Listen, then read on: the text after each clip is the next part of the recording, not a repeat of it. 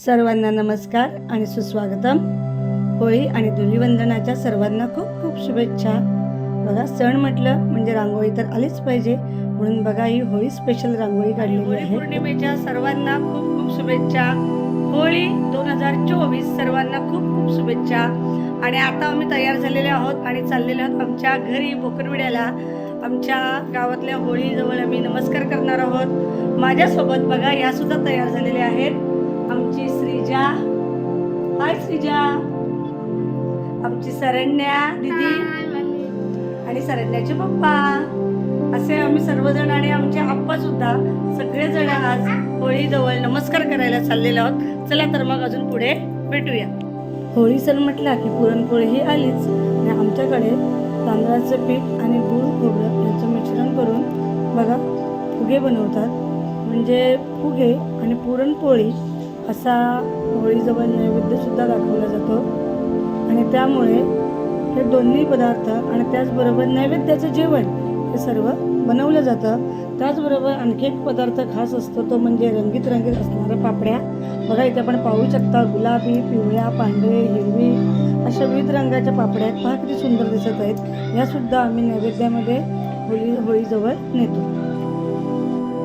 आमचे आप्पा पण आमच्यासोबत निघालेले आहेत. बघा, आप्पा आमचे नेहमीच भजन मंडळामध्ये असतात. त्याचबरोबर आमच्या सोसायटीमध्ये अक्षर इस्टोनिया इथे अगोदर आम्ही नमस्कार करायला गेलो. पहा, आपण ते पाहू शकता, सुंदर डेकोरेशन केलेलं आहे. वारा भरपूर सुटलेला होता आणि सुंदर बघा रांगोळीसुद्धा काढलेली होती. तिथे आम्ही नमस्कार करायला अगोदर गेलो. तिथे आणखी आपण इथे पाहू शकता की बघा पूजा चालू आहे. आणि वर्षातून हा सण एकदा असतो, त्याच्यामुळे महिलांमध्ये सुद्धा मुलांमध्ये सुद्धा उत्साह असतो, जल्लोष असतो. बघा इथे मी सरण्या आम्ही नमस्कार करत आहोत. त्याचबरोबर सरण्या आणि श्रीजा यांना दोघींना सुद्धा रंगांची सुद्धा खूप आवड आहे. म्हणजे होळी हा सण आपण म्हणूया की एक प्रकारे रंगांचा सण आहे. आणि बघा या निमित्ताने आपण होळीजवळ जेव्हा गावामध्ये नमस्कार वगैरे करायला जातो, तेव्हा आपल्या गावामधली बरीच लोक आपल्याला या निमित्ताने भेटतात. त्यांच्याशी आपली भेट होते, त्यांच्याशी आपला संवाद साधला जातो. पहा इथे आपण पाहू शकता की अगदी सरण्या आणि श्रीजा या दोघीसुद्धा नमस्कार करत आहेत. दोघींना सुद्धा या सर्वांची आवड आहे. बघा अशा प्रकारे आमचा नमस्कार करून झालेला आहे.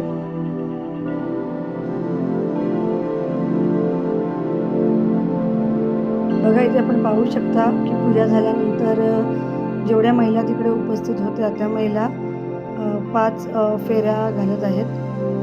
आणि हातामध्ये पाण्याचा तांब्या घेतलेला आहे आणि फेऱ्या मारतानाच थोडं थोडं पाणी खाली टाकत सुद्धा आहेत. आणि फेऱ्या मारायला जेव्हा सुरुवात केली तेव्हा पहा, सरण्या आणि श्रीजा या सुद्धा माझ्यासोबत 5 फेऱ्या मारत आहेत. आपली ही जी संस्कृती आहे की सणांच्या निमित्ताने आपण एकत्र येतो, आपण एकमेकांना भेटतो. त्याचबरोबर आपल्या ज्या परंपरा आहेत या गोष्टी पाळल्या जातात. आणि महत्त्वाचं म्हणजे आपल्यासोबतच आपल्या या ज्या परंपरा आहेत किंवा ज्या पद्धती आहेत त्या आपल्यासोबत आपण जर मुलांना आणलं, मुलांना त्या दाखवल्या, तर आपल्या मुलांनासुद्धा याची आवड निर्माण होते. आणि आपण हे जे सगळं काही करतोय त्याची मुलांनासुद्धा माहिती व्हावे. आणि ही आपली संस्कृती आहे, तर ही नक्कीच माहिती आपण आपल्या मुलांना द्यायला हवी. कारण आपण जर आवडीने ह्या गोष्टी केल्या, आपण आनंदी असलो, तर आपली मुलंसुद्धा नक्कीच आनंदी होतात आणि आवडीने सगळ्या गोष्टींमध्ये आपल्यासोबत सहभागी होतात. त्यानंतर आम्ही आमच्या गावात बघा बोकरविड्याला चाललेलो आहोत. आणि गाव आमचं तसं जवळच आहे. आणि त्यानंतर मी श्रीजा बघा आम्ही तिघीसुद्धा पाय पडायला गेलो.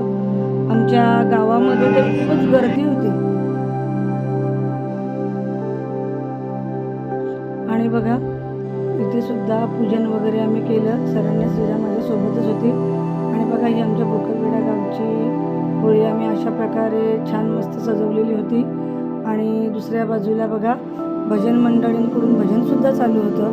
म्हणजे एक वेगळं छान आनंद, प्रसन्न, मंगलमय असं वातावरण इथे तयार झालेलं होतं. बघा इथे आपण पाहू शकता.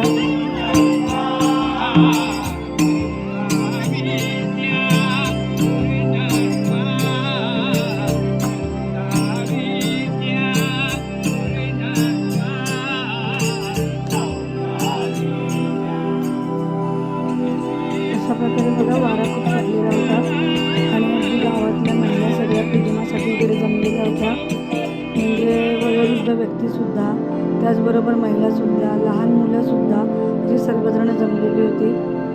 पूजन सर्वांचे चालू होते. त्याचबरोबर बघा यावर्षी एक नाविन्य म्हणजे आमच्या गावचं की इथे एक कॉर्नर फोटो काढण्यासाठी बनवलेला होता आणि त्या कॉर्नरमध्ये मला वाटतं जो येईल त्यांची फॅमिली प्रत्येकजण अगदी सेल्फी काढत होता, फोटो काढत होता.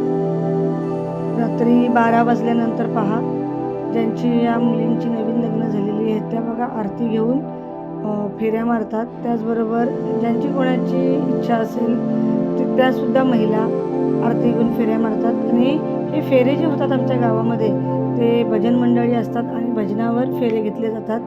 पहा इथे आपण पाहू शकतो.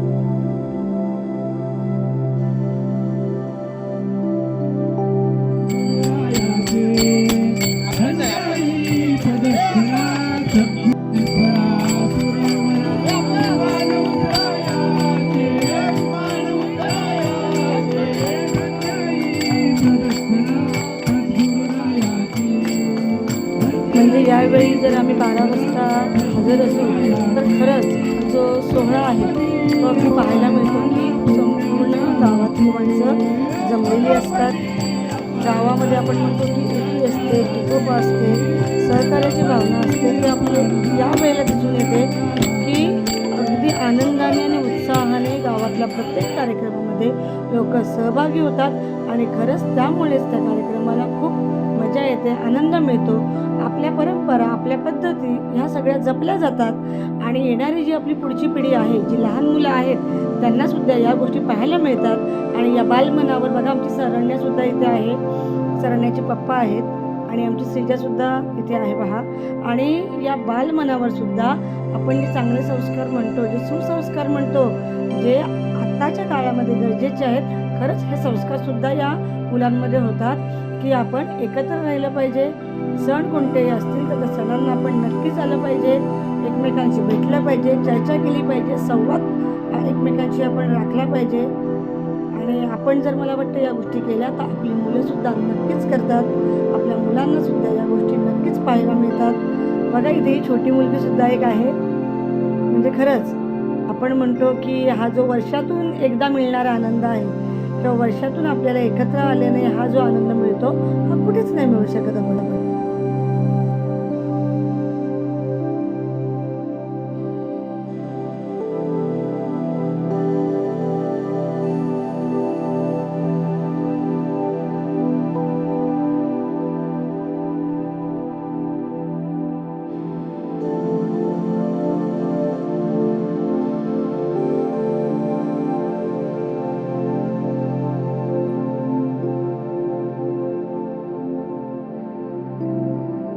म्हणजे पहा आपण पाहू शकता की अशा प्रकारे नकारात्मक विचार किंवा वाईट गोष्टी आहेत त्यांचं दहन एक प्रकारे यामध्ये होतं आणि चांगले विचार, सकारात्मक विचार हेच आपण यामधून घेतो आणि पुढे आपण जातो.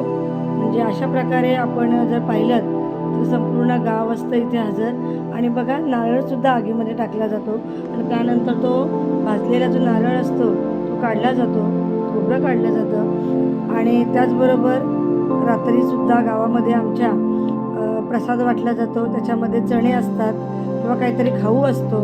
आणि अशा प्रकारे सर्व तो खाऊ किंवा जे काही असेल त्याचं बघा संपूर्ण गावाला तिथेच वाटप केलं जातं. आणि अशा प्रकारे होळीचा हा जो सण होता पहिला दिवस हा अगदी आनंदाचा आमच्या इकडे साजरा झाला. आणि त्यानंतर दुसरा दिवस जो उजाडला तो म्हणजे धुलीवंदन किंवा धुळवड. आणि बघा सरण्य आणि श्रीजा यांनी एकमेकींना रंग लावला कारण हा रंगांचा सण आहे आणि रंग साजरा करायला हा दिवस माझ्या मुली बघा तयार झालेल्या आहेत. त्याचबरोबर मी, सरण्या, श्रीजा, सरण्याचे पप्पा असे सर्वजण आम्ही तयार झालेलो होतो आणि आम्ही आमच्या सोसायटीमध्ये हा कार्यक्रम यासाठी जाणार होतो. त्याचबरोबर आमच्या घरी बोकरविड्यालासुद्धा आम्ही जाणार होतो कारण दरवर्षी आम्ही याप्रमाणेच हा सण. मी जेव्हा इकडे गावामध्ये आलो तेव्हा आमचे सगळेजण वाट बघत होते. आल्यानंतर अगोदर सर्वांना कलर लावून घेतला, धुलीवंदनाच्या शुभेच्छा दिल्या. त्याचबरोबर काही आम्ही एकत्रित फोटोसुद्धा काढले. आणि अशा प्रकारे मी तर सर्वांच्या म्हणजे मामा मामी अशा सर्वांच्या घरी गेलो आणि त्यांच्या कलरसुद्धा लावला. आणि दारात उभं राहून जसं होळीचं गाणं म्हणतात ते होळीचं गाणं सुद्धा आम्ही उभं राहून म्हटलं, म्हणजे एक प्रकारे एक मजा, एक आनंद असतो. बघा इथे आमच्या मामी आहेत या, आणि सगळ्यांच्या कलर लावल्यानंतर जो आमचा शेवटचा यातला भाग होता तो म्हणजे आता आम्हाला समुद्रावर जायचं होतं, म्हणून आम्ही पिरवाडी येथे जायला निघालो. सोबत आर्या होती, भावेश होता, श्रीजा होती, सरण्याचे पप्पा, सरण्या, असे आम्ही बघा सर्वजण निघालेलो आहोत. या एक दिवस आमचा असा असतो की धुलीवंदन रंग वगैरे लावून झाले की मुलींना घेऊन आम्ही पिरवाडी येथे समुद्रावर थोडंसं एन्जॉय करायला जातो. तिथे आम्ही गेलो तर बघा किती सुंदर निसर्ग आहे, नारळाची झाडं, असं निळं निळं आकाश आणि दूरवर पसरलेला हा समुद्र, वाळू. आणि आजच्या दिवसाला जर तुम्ही तिकडे गेलात तर खरंच आजच्या दिवसाला तिकडे खूप गर्दी असते, म्हणजे खूप दुरून दुरून इकडे पोहण्यासाठी वगैरे भिजण्यासाठी माणसं आलेली असतात. बघा इथे आपण पाहू शकतो.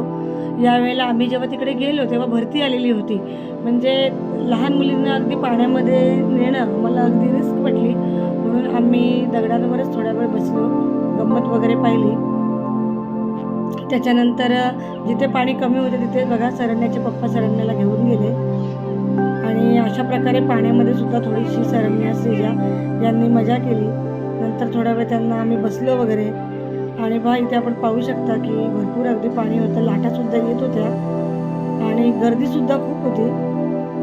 आणि अशा प्रकारे ऊनसुद्धा भरपूर होतं, म्हणून जास्त वेळ न थांबता मग आम्ही निघण्यापूर्वी म्हटलं आता आपण आलो आहे तर या गोड आठवणी बनायलाच पाहिजेत, फोटो सेशन तर व्हायलाच पाहिजे, म्हणून तिथे आम्ही फोटोसुद्धा काढले.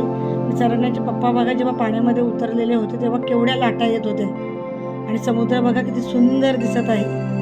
आणि सरण्याचे पप्पा एकटेच एवढ्या पाण्यामध्ये गेले होते, आम्ही सगळेजण दगडावरच बसलेलो होतो.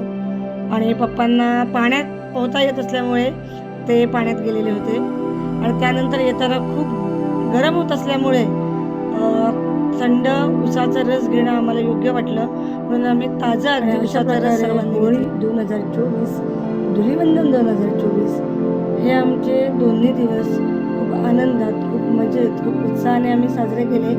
मला तर वाटतं सण समारंभ जे असतात जे वर्षातून एकदाच येतात आणि आपण खूप आनंदानेच ते साजरे केले पाहिजेत, कारण आपण खुश, आपण आनंदी तर आपली फॅमिली आनंदी असते.